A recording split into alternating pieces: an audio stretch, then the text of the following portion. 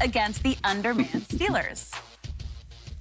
Of course. Yes, I trust Baker Mayfield. He's done a terrific job all season.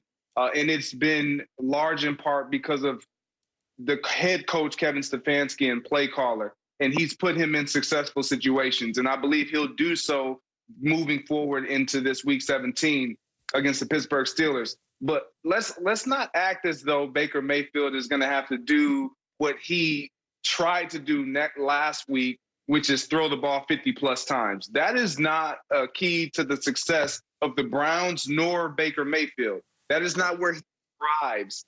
He turns around, hands the ball off to Nick Chubb and others and Kareem Hunt and allow them to establish their identity, which is running the football. And against the Pittsburgh Steelers team, who's kind of crippling and hobbling into the playoffs themselves, you have to establish the run. You have to impose your will. And Baker Mayfield, yes, is he the guy to get it done? I do believe so. He hasn't been turning the ball over. His interceptions are down. He's fumbled as of late. But if he can just not turn the ball over and he can use his cadence. Vic, I wanted to ask you this. I'm glad we're talking about it.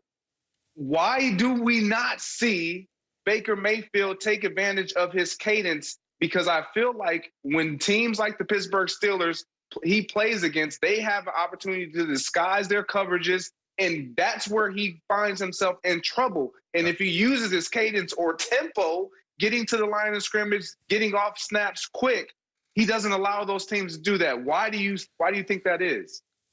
Double count.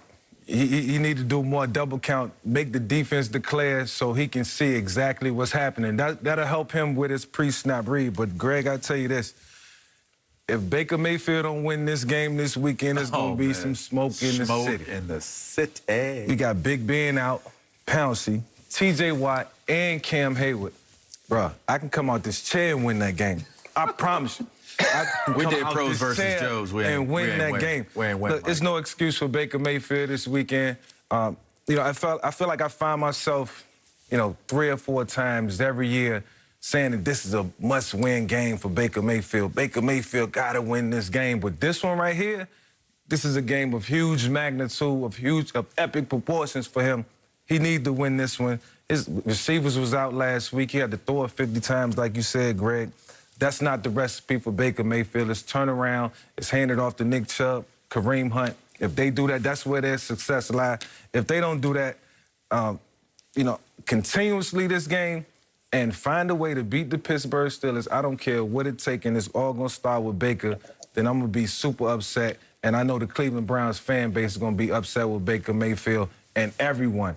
This is a must-win game for Baker. I feel like the Cleveland Browns will have let him down if they don't win this game. I think there's a lot of pressure on Baker Mayfield. Baker Mayfield's only consistency that I've seen so far this year has been inconsistent. And that's it. And I say that with love. I mean, I look at this Cleveland team and I think to myself, it's interesting that with all the talent that has been amassed on this team, and getting your running attack off the ground, which was the catalyst, by the way, of this team starting to have success to begin with, we're putting this on Baker Mayfield's shoulders. A toothless Steelers team coming into the game. They're going to be using all gums to bite. Nothing's going to hurt. But you got to win. They're going to be gnawing at. And you got to win the game. And if you don't win the game, it falls purely at the feet of Baker Mayfield.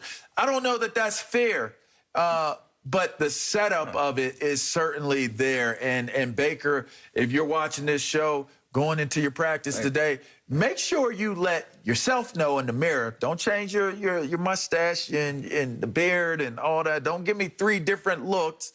Commit to who you're going to be in this game, and make sure your teammates know who you're going to be in this game and who they're going to be identity-wise going into this game. Because, Mike, here's the thing.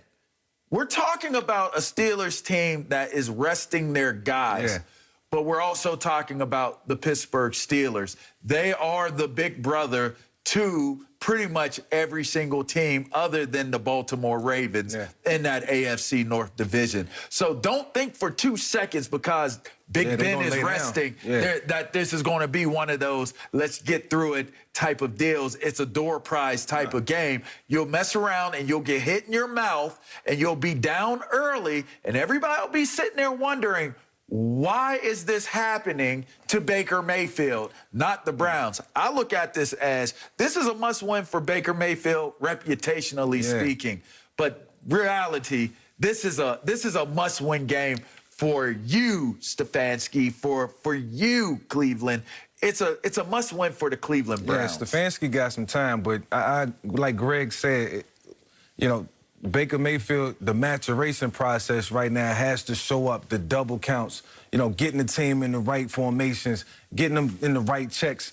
All that's going to be on display. And he's going to have to go out and outdo Mason Rudolph, who's going to be trying to prove that he's the long-term solution to replace Ben Roethlisberger in years to come whenever Big Ben decides to hang it up. So it's a lot hanging in the balance for Baker Mayfield. And who's to say that Mason, if he doesn't play well, if he plays well, you know, we've looked at how Ben has played in that 3-game skid, and a lot of people were like, hey, let's try Mason Rudolph. So the conversation has already ensued anyway. So Mason, whether Mason gets that gig or not, why not put yourself in a favorable position that leash is shorter in the playoffs for someone like Ben because you have the confidence in what you saw him do in a critical must-win game for Cleveland to get into the playoffs. This is much like a playoff game.